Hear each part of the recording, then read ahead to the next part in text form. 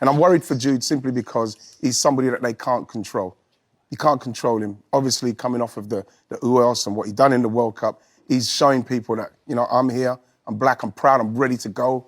All that vibe is something that a certain man can't deal with. I agree with you. A personal experience, and I've spoken about this in 2016, that Raheem Sterling came to see me in the tournament and said that he felt as though he was being persecuted, that it was unfair and it was basically not relating to football. Mm-hmm. And I remember at the time me giving him a completely and utterly inadequate answer, and I've spoken about this publicly since, where I said, look, Raheem, it's because of your quality and who you are and what you are that they're criticising you. I remember they did this with Wayne Rooney. I actually name-checked him. They did this with David Beckham. They did this with Paul Gascoigne. The best players, the biggest names. But actually what I didn't read at the time, and to be fair, what he was actually crying out and asking me for help for, was around the fact that this wasn't relating to his football performances, which it was with maybe yourself or with Gaza or with Bex. Yeah. It was more around the colour of his skin. Everything and else, this persecution around how if he had a car that was this and another player had a car that was this that was white, there was a difference in reporting of it. Do you think that is happening again in front of our eyes here? You know something, I remember saying, I had to do something for GQ not long ago, and I said, I don't think, as Englishmen, there's certain Englishmen, I'm an Englishman, I can't hide from that. Even though when I was younger, people would say, yeah, but you're not really English, are you? Yeah, I'm English. I don't think they're ready for a black superstar like that, who can move like Jude's moving. You know, they can't touch him, like I just said. He goes out there, he performs, he does what he does. He says, who else? It's too uppity for these people. Something that they used to say back in the day. If you're a black guy or a black man who's, you know what, I put it in a football term. So everybody, they love N'Golo Kante. He's a humble black man, gets on with what he's doing. I'm not saying that he's an Uncle Tom or anything, just saying that's how his personality is. But if you get a Pogba or a Bellingham and you get that kind of energy, that does not sit well with the people, well said. That kind of person. So someone like Jude, for some reason, frightens these people because of his capability and the inspiration he can give. It's something that you're taught when you're, as a black man, when you're going out there, you just want to try and do the best you can and keep your head down and be, for want of a better, humble slave. This is where this is dragging up from that kind of energy. Well said. Because if you are outspoken black and doing that kind of, playing to that kind of level and not caring, that frightens certain people. And that's what's going to happen with Jude. This guy who I'm telling you about in respects of he's obsessed with him. He's moving off of that energy. He can't look and see a black man doing what Jude's doing and think that that's not uppity. He's not an uppity. That's where I'm going with that. That's where that comes down to. I didn't write a script for this video, to be honest with you, but I saw this clip of Ian Wright, Uncle Wrighty. He's everyone's Uncle Wrighty, but he's especially my Uncle Wrighty because he loves my dad so much. And what my dad did in the game and the barriers he broke, Ian Wright looked up to my dad. So he was very close to us and the family and my cousins and whatnot. But with that being said, he absolutely nailed this. I don't even know where to start. But he brought up some really good points. First and foremost, Jude Bellingham is the kiddie. He is the big boy. He is the one. He is the one playing for Real Madrid. He is the standout. Unfortunately, everyone wants to go to Real Madrid. If you're a top player and Real Madrid come calling for you, that is the seal of approval. And we saw it with Trent. When he went there, he caught a lot of backlash. Well, let's not get it twisted. His deal didn't go according. It wasn't the best rollout, let's put it that way. I mean, all know what them northern men are like. It's peak up there. They take their football mad serious. But again, Jude is considered the top dog. He is probably one of the best players in the world, playing for the best team in the world, depending on who you're talking to. Now, with that being said, there's a certain thing within English culture that we haven't had the first black superstar yet. We've had stars, but we haven't had the one, the pinnacle, the leader, the captain, the polished, good-looking, charismatic. We haven't had that yet. And Ian's right, it does scare a lot of people. The English culture, unfortunately, as blended as we are now, I have seen things in my time watching my dad play. My dad played in the 70s and the 80s. I have seen 30,000 people scream the N-word, throw coins, throw darts, put bullets through the post, armed security and all that. But when he scores, They love him again. Racism is real in football. That's the point I'm trying to get to. It's a real thing. And if you deny it, if you're in denial about it, you might be part of the problem, mate. Yeah, I said it. And the way the English media treats certain black stars, the pattern is there. Raheem Sterling, the tattoo on the leg, the way he plays, his hair, attitude, flashiness. They love the N'Golo Kante analogy was diamond. I'll go a step further. Saka plays the good boy role, as he should. He's quiet, keeps his head down, he's humble. They love that.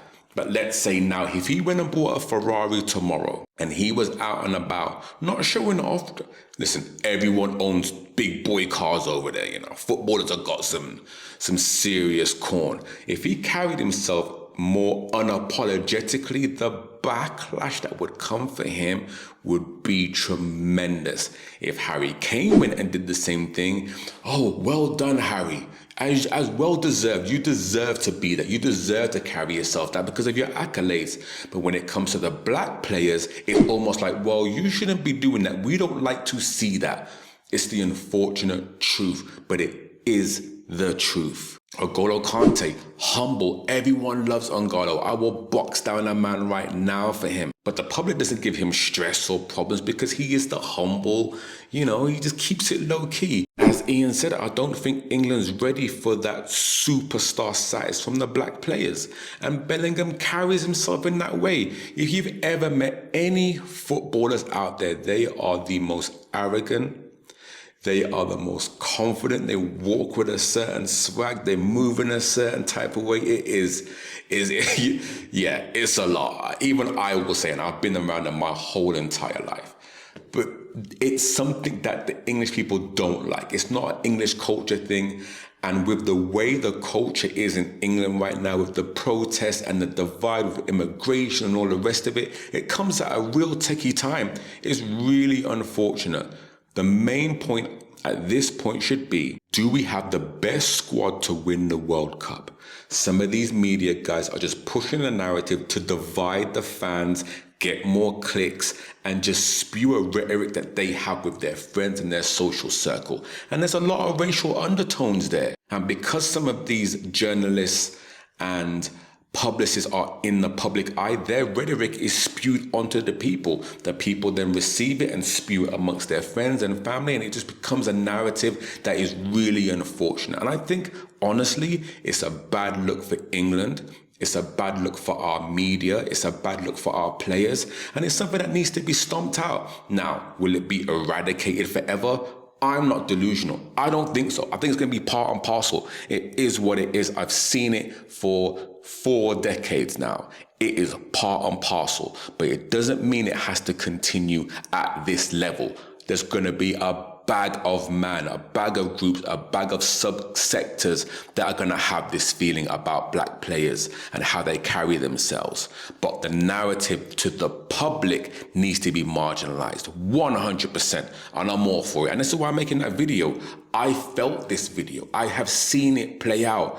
I have seen this narrative. I have seen players, friends, family, fans say, well, we loved your dad because he was humble and low key.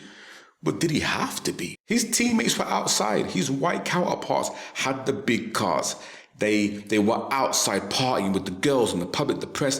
They caught no backlash. But I remember my dad saying to me, I can't move like that.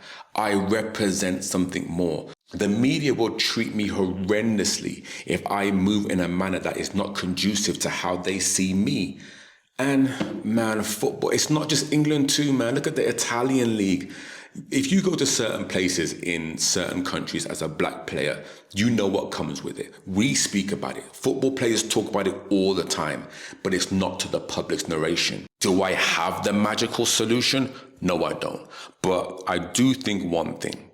I think Jude Bellingham starting, playing, being the captain, being the kiddie, winning the World Cup, going as far as they can, playing well, representing his country, representing his family, more importantly, is the greatest answer he can have. It's the only thing he can actually control. And I wish him all the best. I hope he silences all the naysayers, silences all the the bigotry and the ignorance with good old-fashioned football. Speak up for yourself. Be black and proud. Play with your chest high. Play with confidence. Look like you are the one. And trust me, all will be well. I'll be rooting. I'll be supporting always. I count myself as English.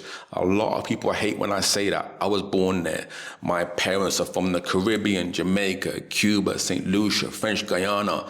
But I'm born and bred in England. When I go to England games, that's who I support. And I'm thankful that England support us. My dad played for England.